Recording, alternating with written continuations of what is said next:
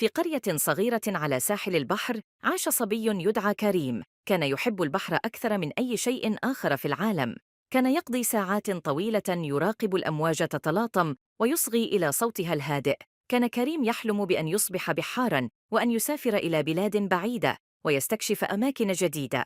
لكن والديه كانا فقيرين ولم يكن لديهما المال لشراء قارب له. ذات يوم بينما كان كريم يلعب على الشاطئ وجد زجاجة قديمة ملقاة على الرمال. التقطها بفضول وفتحها ليجد بداخلها خريطة قديمة ممزقة.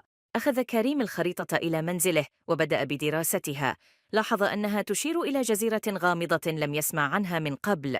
كان كريم متحمساً للغاية وقرر أنه سيذهب في رحلة للبحث عن هذه الجزيرة. جمع كريم كل ما ادخره من المال واشترى قارباً صغيراً. ودع والديه وانطلق في رحلته عبر البحر. واجه كريم العديد من التحديات خلال رحلته.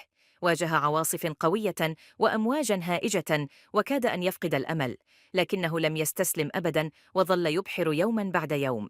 بعد أسابيع من الإبحار رأى كريم أخيرا الجزيرة التي كان يبحث عنها. كانت جزيرة جميلة جدا مليئة بالأشجار والنباتات الغريبة. نزل كريم إلى الشاطئ واستكشف الجزيرة.